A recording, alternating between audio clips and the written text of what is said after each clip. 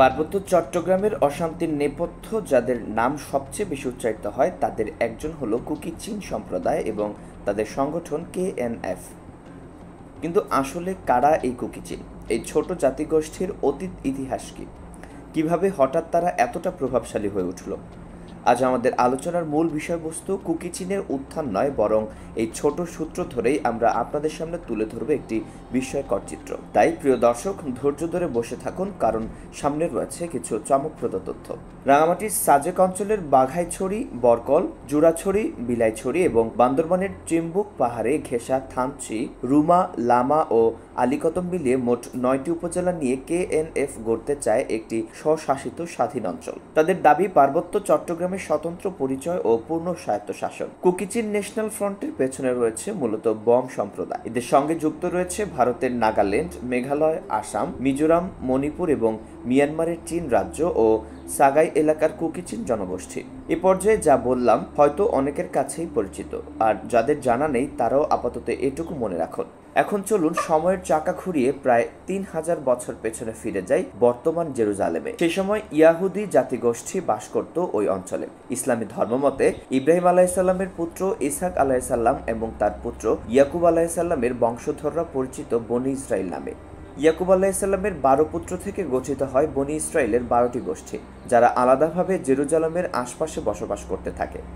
সমস্যা শুরু হয় আনুমানিক খ্রিস্টপূর্ব ১০০০ সালে, যখন বেবিলনের রাজা নবুখাদনেজার আক্রমণ চালায় জেরুজালেমে। ইয়াহুদিদের ঘরবাড়ি ধ্বংস, হত্যা ও বন্দিত্বের মধ্য দিয়ে তাদের জাতিগতভাবে কৃতদাস পরিণত করা হয়।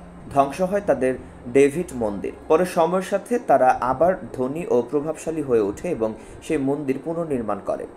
কিন্তু ৭০ খ্রিস্টাব্দে রোমান সেনাপতি টাইটাস আক্রমণ করে আবারও তাদের ধ্বংসস্তূপে পরিণত করে।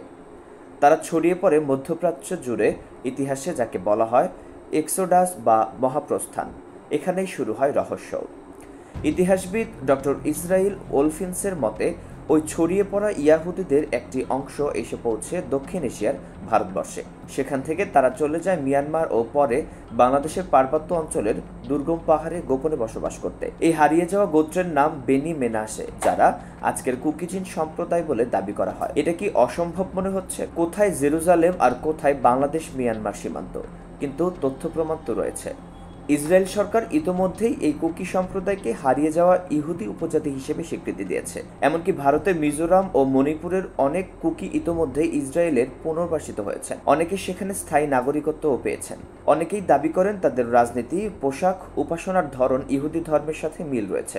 ২০০৫ সালে ভারতের কেন্দ্রীয় ফরেনসিক ল্যাবের একটি রিপোর্টে দেখা যায় কুকিদের জেনেটিক কাঠামোর মধ্যে এক ধরনের কোড পাওয়া গেছে, যা ইসরায়েল ও উজবেকিস্তানের ইয়াহুদিদের মধ্যে দেখা যায়। ভারতের আনন্দবাজার পত্রিকার একটি রিপোর্ট অনুসারে ১৯৮৯ সালে প্রথম কুকিদের একটি দল ইসরায়েলে পাড়ি জমায়। এরপর ২০০২ এবং ২০০৫ সালে আরও ২ দফায় অনেকেই গিয়েছেন। এই মেনাসে জাতিগোষ্ঠীর সম্পর্কে বিশ্বব্যাপী আলোচনার সূত্রপাত করেন ইসরায়েলি সংগঠন সেবেই ইসরায়েলের রাব্বি আবেজেলি। তার প্রচেষ্টায় তালমুদ গ্রন্থ মিজো ভাষায় অনুদিত হয় এবং মিজো ও কুকিদের অনেকেই নিজেদের হারিয়ে যাওয়া ১২ গোত্রের একজন বলে দাবি জোরালো করেন। তার প্রচেষ্টায় তালমুদ গ্রন্থ মিজো ভাষায় অনুদিত হয় এবং মিজো ও কুকিদের অনেকেই নিজেদের হারিয়ে যাওয়া ১২ গোত্রের একজন বলে দাবিকে জোরালো করেন। ইতিহাস অনুসারে খ্রিস্ট জন্মের প্রায় ৭২১ বছর আগে অসিরীয়রা ইসরায়েল থেকে ১২টি গোত্র নির্বাসিত করে দেয়। তাদের উত্তরসূরিদের একাংশ চলে আসে চীন, মিয়ানমার হয়ে মিজোরাম, মণিপুরে। মিজো কোকি পাইতে সম্প্রদায় তাই নিজেদের মেনাসের বংশধর বলে দাবি করেন। ২০০৩ সালের পর থেকে ইসরায়েল মেনাসেদের অভিবাসন নিয়ে বিতর্ক শুরু হয়। বলা হয় এটি রাজনৈতিক উদ্দেশ্যপ্রসূত। তবুও ২০০৫ সালে সরকারিভাবে স্বীকৃতি পেলে তৃতীয় দলটি ইসরায়েলে স্থানান্তরিত হয়। এখন প্রশ্ন, ইসরায়েল কি দক্ষিণ এশিয়ার এই অংশে একটি নতুন ইহুদি রাষ্ট্র প্রতিষ্ঠার পরিকল্পনা করছে?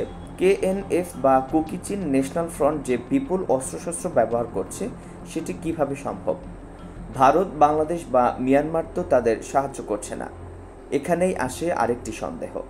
মধ্যপ্রাচ্যের পরে কি দক্ষিণ এশিয়ায় দ্বিতীয় একটি ইহুদি রাষ্ট্র প্রতিষ্ঠার ছক কাটা হচ্ছে? এমনকি বাংলাদেশেও এর ইঙ্গিত পাওয়া গেছে।